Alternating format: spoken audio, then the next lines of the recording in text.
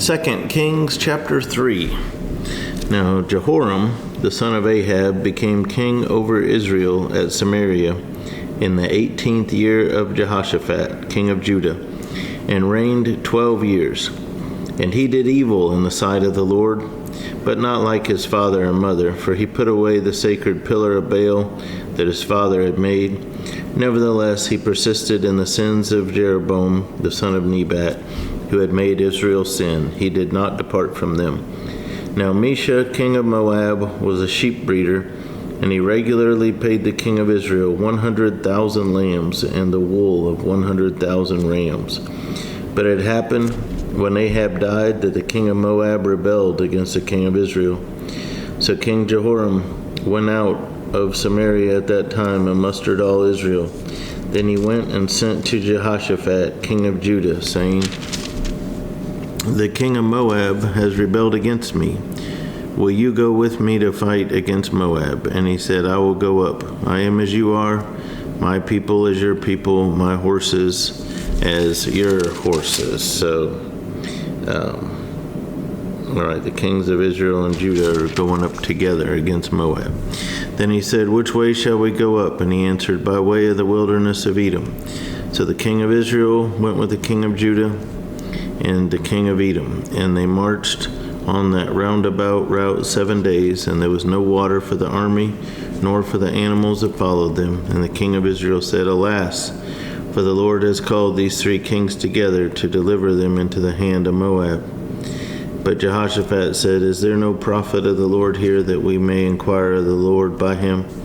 So one of the servants of the king of Israel answered and said, "Elisha, the son of Shaphat, is here, who poured water on the hands of Elijah." And Jehoshaphat said, "The word of the Lord is with him." So the king of Israel and Jehoshaphat and the king of Edom went down to him. Then Elisha said to the king of Israel, "What have I to do with you? Go to the prophets of your father and the prophets of your mother." But the king of Israel said to him, "No, for the Lord has called these 3 kings together to deliver them into the hand of Moab."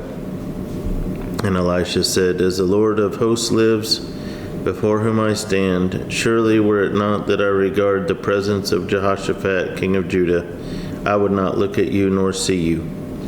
But now bring me a musician." Then it happened when the musician played that the hand of the Lord came upon him. And he said, "Thus says the Lord, make this valley full of ditches. For thus says the Lord, you shall not see wind, nor shall you see rain. Yet that valley shall be filled with water, so that you, your cattle, and your animals may drink. And this is a simple matter in the sight of the Lord. He will also deliver the Moabites into your hand.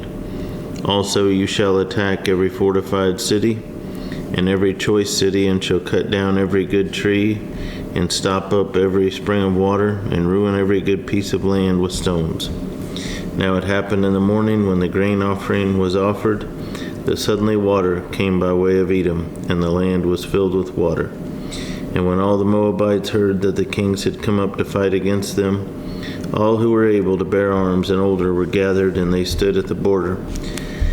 Then they rose up early in the morning, and the sun was shining on the water, and the Moabites saw the water on the other side as red as blood. And they said, "This is blood. The kings have surely struck swords and have killed one another. Now therefore, Moab, to the spoil." So when they came to the camp of Israel, Israel rose up and attacked the Moabites, so that they fled before them, and they entered their land, killing the Moabites. Then they destroyed the cities, and each man threw a stone on every good piece of land, and filled it, and they stopped up all the springs of water, and cut down all the good trees. But they left the stones of Kir Hareseth intact. However, the slingers surrounded and attacked it. And when the king of Moab saw that the battle was too fierce for him, he took with him 700 men who drew swords to break through to the king of Edom, but they could not. Then he took his eldest son, who would have reigned in his place, and offered him as a burnt offering upon the wall.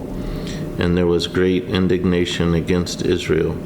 So they departed from him and returned to their own land. So he killed his own son.